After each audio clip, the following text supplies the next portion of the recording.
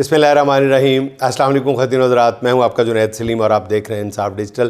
ناظرین، آج گفتگو کا آغاز کرتے ہیں سرحد پار سے آنے والی بڑی خبر سے، جس کے مطابق امریکہ اور ایران جنگ کے خاتمے کے معاہدے کے بہت قریب پہنچ گئے ہیں۔ امریکی صحافتی ذرائع نے دعویٰ کیا ہے کہ ایک صفحے پر مشتمل مفاہمتی یادداشت پر کام ہو رہا ہے۔ معاہدے کا مقصد جنگ کا خاتمہ اور جوہری مذاکرات کے لیے فریم ورک طے کرنا ہے۔ اگلے 48 گھنٹے کہا جا رہا ہے کہ کئی اہم نکات پر جواب مل جائے گا۔ یورینیم افزودگی پر عارضی پابندی معاہدے کی اہم شقوں میں شامل ہے۔ مجوزہ معاہدے میں امریکہ ایران سے پابندیاں اٹھانے اور ایران کے منجمد اربوں ڈالر جاری کرنے پر رضامند ہو چکا ہے۔ فریقین آبِ ہرموز سے گزرنے پر عائد پابندیاں بھی ختم کر دیں گے۔ ذرائع کے مطابق 14 نکاتی مفاہمتی یادداشت پر بات چیت جاری ہے۔ دوسری طرف ترجمان ایرانی وزارت خارجہ اسماعیل بقائی کا کہنا ہے کہ امریکہ کے 14 نکاتی جو امن تجاویز ہیں ان کا ہم جائزہ لے رہے ہیں۔ امریکہ اور ایران مذاکرات بالکل بہت زیادہ حساس مرحلے میں داخل ہو رہے ہیں۔ اس سے پہلے ٹرمپ نے آبِ ہرموز میں پروجیکٹ فریڈم کے نام سے جاری فوجی آپریشن عارضی طور پر روکنے کا اعلان کیا تھا۔ ٹرمپ نے کہا تھا کہ ایران سے ڈیل کرنے کے لیے پروجیکٹ فریڈم روکا ہے۔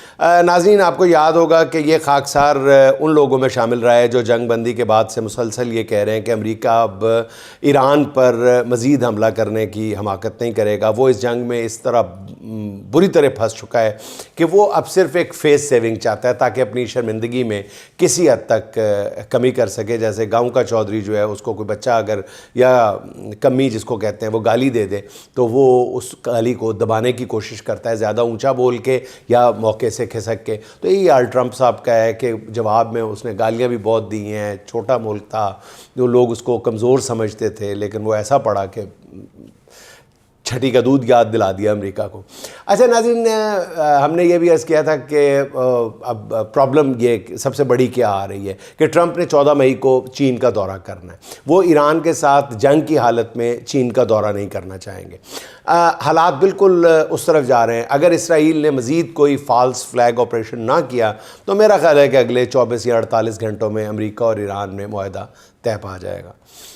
اچھا ناظرین، اب ذکر ہو جائے کچھ ملکی حالات کا۔ پہلے بھی کئی بار عرض کیا ہے اور دوبارہ کہہ رہا ہوں کہ تحریک انصاف بدترین انتشار کا شکار ہے، اندرونی خلفشار کا شکار ہے۔ پارٹی کا قائد جیل میں پڑا ہے اور باہر پارٹی کی کوئی سمت متعین ہوتی نظر نہیں آتی۔ قوم نے عام انتخابات میں اپنے حصے کا کام کر دیا تھا، مگر پارٹی کی موجودہ قیادت اپنے مینڈیٹ کی بالکل بھی حفاظت نہیں کر پائی۔ ایک صوبے میں حکومت تو بن گئی، مگر 2 سال میں یہ بھی پتہ نہیں چل سکا کہ اس حکومت نے آخر کرنا کیا ہے۔ گورننس کے مسائل پر تو کوئی بات ہی نہیں کرتا۔ اصل کام اپنے قائد کی رہائی کے لیے کوئی راہ نکالنی تھی، مگر اب حکومت صرف اپنا اقتدار بچانے کی کوئی نہ کوئی سبیل نکالتی ہوئی نظر آ رہی ہے۔ میں صوبائی حکومت کی بات کر رہا ہوں۔ کپتان کی رہائی کے نام پر آج کے پی کے سرکاری اداروں میں قلم چھوڑ ہڑتال کی جا رہی ہے۔ اس غیر ضروری اور بے ڈھنگے اور بے تکے احتجاج سے کیا حاصل ہوگا اور یہ کس شاہ دماغ کا فیصلہ ہے، میں تو سمجھنے سے قاصر ہوں۔ اس بارے میں اگر کوئی رہنمائی فرما دی جائے تو شاید آسانی ہو جائے۔ آج پارٹی میں ہر کوئی پوچھتا ہے کہ عمران خان کی رہائی کے لیے قیادت کیا کر رہی ہے۔ فیصلہ کن عہدوں پر موجود کچھ لوگ اشاروں کنایوں میں بتاتے ہیں کہ جی پس پردہ بات چیت چل رہی ہے، اس لیے وہ سڑکوں پر آ کر بات چیت کا ماحول ختم نہیں کرنا چاہتے۔ دوسری طرف سے کہا جاتا ہے کہ جی یہ ٹرک کی بتی ہے مذاکرات، جس کے پیچھے 2 سال سے پی ٹی آئی کی قیادت لگی ہوئی ہے۔ عمران خان پر سختیاں جوں کی توں برقرار ہے، پھر بات چیت کس مقصد کے لیے ہو رہی ہے؟ کبھی بتایا جاتا ہے کہ عمران خان چھوٹی عید سے پہلے رہا ہو جائیں گے، اب بتاتے ہیں کہ جی بریک تھرو ہو گیا ہے، اگر ہو گیا تو بڑی عید سے پہلے عمران خان رہا ہو جائیں گے، مگر دوسری طرف حقائق اس کے بالکل برعکس ہیں۔ بس گنتے جائیں، عمران خان کی قید تنہائی جو ہے وہ ختم نہیں ہو رہی، ملاقاتیں کئی ماہ سے بند ہیں، ایک آنکھ کی بینائی تقریباً ضائع ہو گئی ہے مگر انہیں ہاسپٹل تک ایڈمٹ نہیں کیا جا رہا۔ اب اسلام آباد ہائی کورٹ میں سٹیج تیار ہے جہاں عمران خان پر قائم کیے گئے القادر کے بوگس مقدمے میں سزا کنفرم ہو جائے گی۔ یہ کس طرح کے مذاکرات ہیں کہ عمران خان تو چھوڑیں، ان کی بیمار اہلیہ کو بیماری کے باوجود ریلیف نہیں دیا جا رہا۔ کہیں مذاکرات ہو رہے تو پھر ہو رہے ہوتے تو کوٹ لکھپت جیل میں قید بزرگ قائدین کو ہی کانفیڈنس بلڈنگ میئرز کے طور پہ ریلیف دلا دیا جاتا، ان کو رہا کر دیا جاتا، ان کی ضمانت ہو جاتی، ان کو ہاسپٹل میں ایڈمٹ کروا دیا جاتا۔ اعجاز چودھری تو موت و حیات کی کشمکش ہے، جنہیں کل دوبارہ ہاسپٹل لے جانا پڑا۔ انسانی بنیادوں پر انہیں کم از کم رہائی نہیں تو چلو ضمانت ہی دے دی جاتی۔ دوسری طرف عمران خان کی بہنیں ارکان اسمبلی سے اڈیالہ جیل کے باہر آنے کی درخواست کرتی ہیں، لیکن وہاں پر بھی خاطر خواہ تعداد میں لوگ جمع نہیں ہوتے۔ مراد سعید نے بھی پارٹی قائدین کے نام ایک سخت خط تحریر کی ہے، جسے پڑھ کر سن کر باقاعدہ خوف آتا ہے کہ عمران خان کی پارٹی میں چل کیا رہا ہے۔ سہیل آفریدی بھی عشق عمران کے تقاضے چھوڑ کر قلم چھوڑ ہڑتال کے تقاضے پورے کر رہے ہیں، اس میں پڑے ہوئے ہیں، جو میں نے عرض کیا ہے کہ جس کی توقی سمجھ نہیں آتی۔ انہیں احتجاج کے لیے کہا جائے تو کہتے ہیں کہ جی عمران خان نے فیصلے کا اختیار جو ہے محمود اچکزئی کو دیا ہوا ہے۔ کوئی پوچھے کہ قلم چھوڑ ہڑتال کا شاندار خیال ان کے ذہن میں محمود اچکزئی نے ڈالا تھا۔ اب افسوس یہ لوگ عمران خان سے زیادہ اپنے ساتھ ظلم کر رہے ہیں۔ اب ان حالات میں حل کیا ہے؟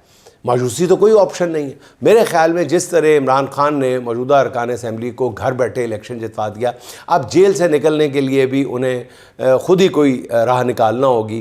ان کی پہلی کوشش جیل سے نکلنے کی ہونی چاہیے۔ بہت سے لوگوں کا، بہت سے خیر خواہوں کا خیال ہے کہ اس کے لیے عمران خان کو اپنے موقف میں کچھ عرصے کے لیے کچھ نرمی پیدا کرنی چاہیے۔ جب وہ رہا ہوں گے تو آئندہ کی سیاست کے لیے کئی راستے نکل آئیں گے۔ لیکن دوسری طرف کے جو ہارڈ لائنرز ہیں وہ کہتے ہیں کہ اگر عمران خان نے اپنے موقف میں تبدیلی کی تو عمران خان نہیں رہے گا۔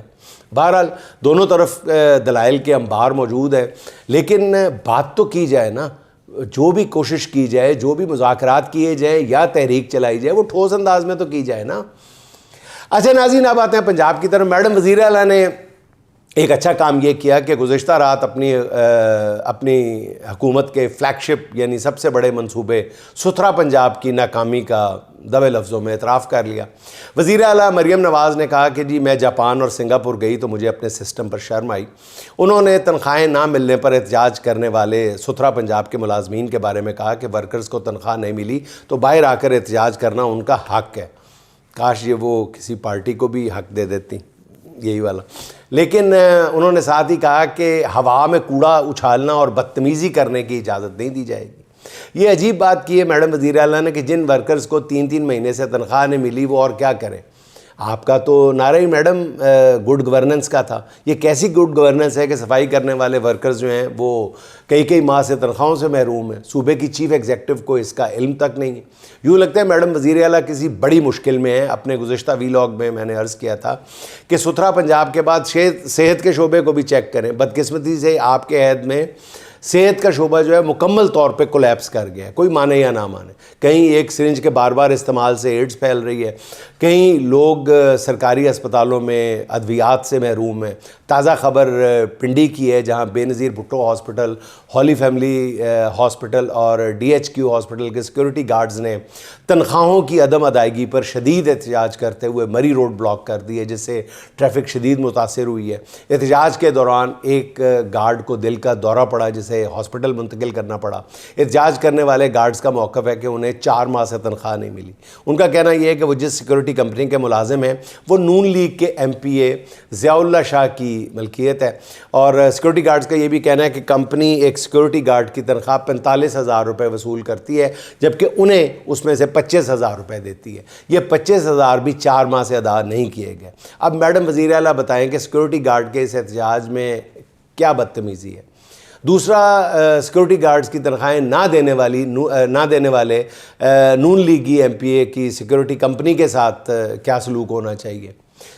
اچھا ناظرین، پاکستان میں کسی خبر کو اس وقت تک پذیرائی نہیں ملتی جب تک اس میں عمران خان کا نام شامل نہ ہو۔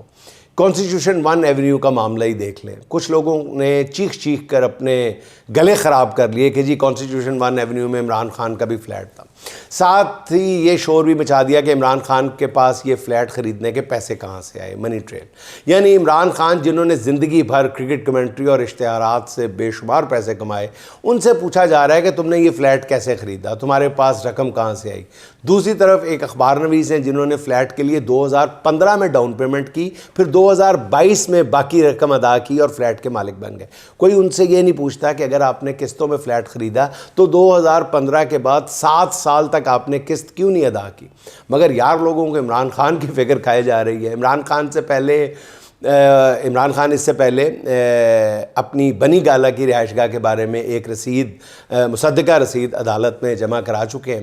کانسٹیٹیوشن 1 ایونیو میں عمران خان نے فلیٹ کیسے خریدا اس کی بھی مکمل تفصیلات سامنے آ گئی ہیں. عمران خان نے 1989 میں اسلام آباد کے ڈپلومیٹک انکلیو میں فلیٹ خریدا تھا اور 2015 میں ڈپلومیٹک انکلیو والا فلیٹ بیچ کر کانسٹیٹیوشن 1 ایونیو میں فلیٹ کی ڈاؤن پیمنٹ کی اور باقی قیمت بھی قسطوں میں ادا کر دی تھی. اہم ترین بات یہ ہے کہ عمران خان کے 2016 میں قومی اسمبلی میں جمع کرائے گئے ٹیکس گوشتخواروں میں واضح طور پر اس فلیٹ کے لیے دیے گئے 2 کروڑ ایڈوانس یا ڈاؤن پیمنٹ کو باقاعدہ ڈکلیئر کیا گیا تھا. عمران خان نے غالباً 2017 میں یہ فلیٹ پھر فروخت بھی کر دیا تھا. سی ڈی اے کے ریکارڈ کے مطابق 1 کانسٹیٹیوشن عمارت میں عمران خان کا جو والا فلیٹ ہے وہ اب شاہد نصیر نامی شخص کی ملکیت ہے. عمران خان اب اس فلیٹ کے مالک نہیں ہیں. بدقسمتی سے عمران خان پر انگلیاں وہ اٹھاتے ہیں جن کے اپنے دامن ہر طرح کی کرپشن سے آلودہ ہوتے ہیں.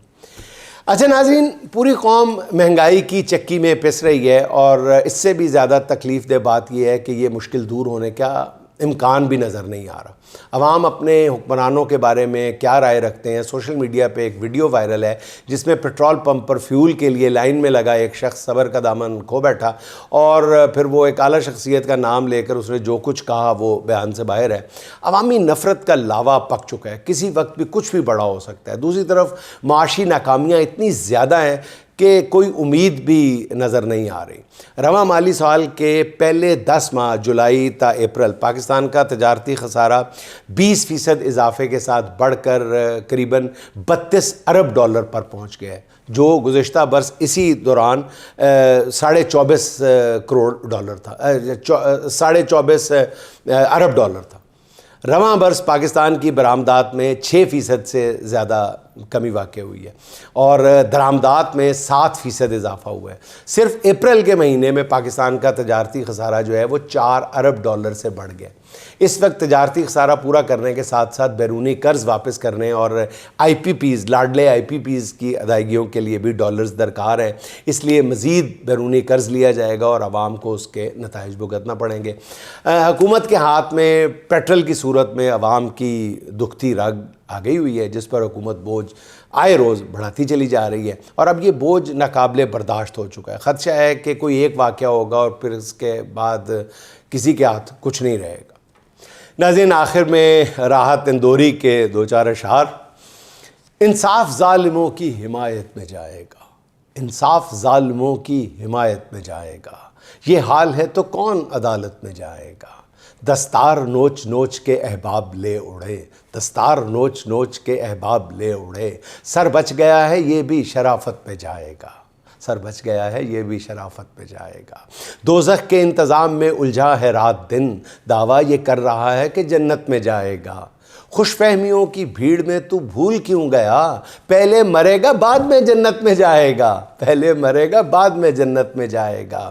واقف ہے خوب جھوٹ کے فن سے یہ آدمی، واقف ہے خوب جھوٹ کے فن سے یہ آدمی ضرور سیاست میں جائے گا. ناظرین، خوش رہیں، خوش رکھیں. آپ سے ملاقات ہوگی انشاءاللہ اگلے ولاگ میں. اللہ حافظ.